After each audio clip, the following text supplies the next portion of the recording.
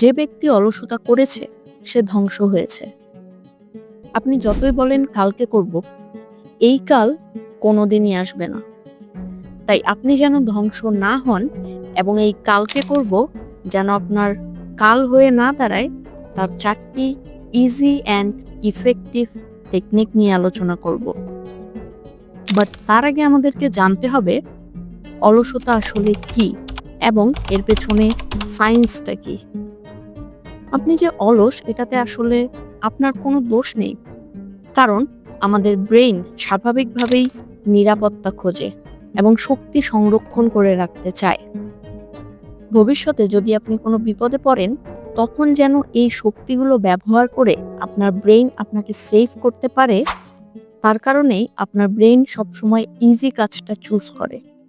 আর কঠিন কাজ করতে চাইলেই বলে কালকে করব।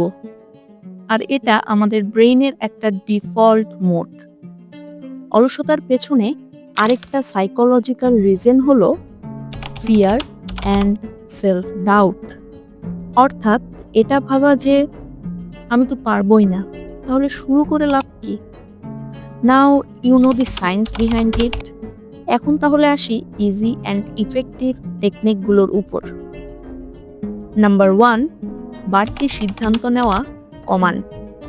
স্টিভ জবস, মার্ক জাকারবার্গ এবং বারাক ওবামা প্রতিদিন একই ধরনের পোশাক কেন পরতো জানেন? কারণ তারা ছোটখাটো সিদ্ধান্তে মস্তিষ্কের শক্তি নষ্ট করতে চাইতো না। গবেষণায় দেখা গেছে আমরা দিনে প্রায় 35,000 ছোট বড় সিদ্ধান্ত নিয়ে থাকি। Huge number, right? তাই যখন আমরা এই ছোটখাটো সিদ্ধান্তগুলো নিয়ে অতিরিক্ত ভাবাভাবি করি, তখন আমাদের ব্রেইন ক্লান্ত হয়ে পড়ে, যার পরিণাম হয় অলসতা এবং ভুল সিদ্ধান্ত নেয়া, যাকে বলা হয় ডিসিশন ফ্যাটিগ।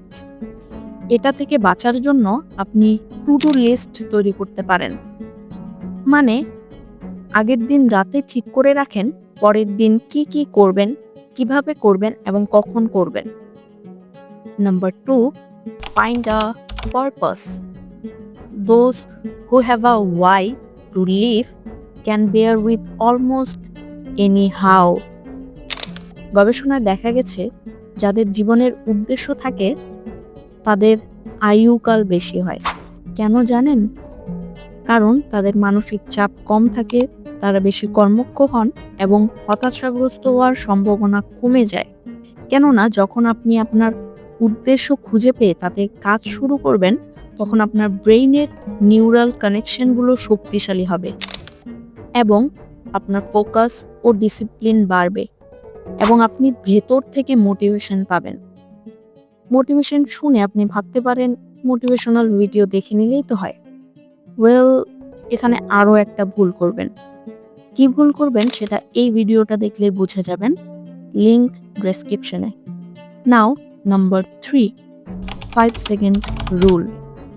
এটি খুবই মজাদার এবং খুবই সহজ একটা টেকনিক, যা আমাদের অলসতা, আতঙ্ক এবং দুশ্চিন্তা দূর করে দ্রুত সিদ্ধান্ত নিতে সাহায্য করে। আপনার যখন কোনো কাজ করতে দ্বিধা হবে, লাইক করব কি করব না, তখন সিম্পলি মাথার মধ্যে 5, 4, 3, 2, 1 কাউন্ট করে কাজটা শুরু করে দেন। সিম্পল মনে হলেও এই ছোট্ট জিনিসটার জন্য একটা গোটা বই লেখা হয়েছে। So take it seriously. Number 4, প্রতিদিন 1% করে ভালো হন। ক্ষুদ্র ক্ষুদ্র বালুকণা, বিন্দু বিন্দু জল গড়ে তোলে মহাদেশ, সাগর অতল। ঠিক তেমনভাবেই আপনাকেও ক্ষুদ্র ক্ষুদ্র করে বিশাল পরিবর্তন আনতে হবে, কারণ একদিনে বিশাল কিছু করা সম্ভব না। আপনি যদি ভাবেন একদিনেই সব করবেন, তখন আপনার ব্রেইন আতঙ্কিত হয়ে যাবে আর পরিণাম অলসতা।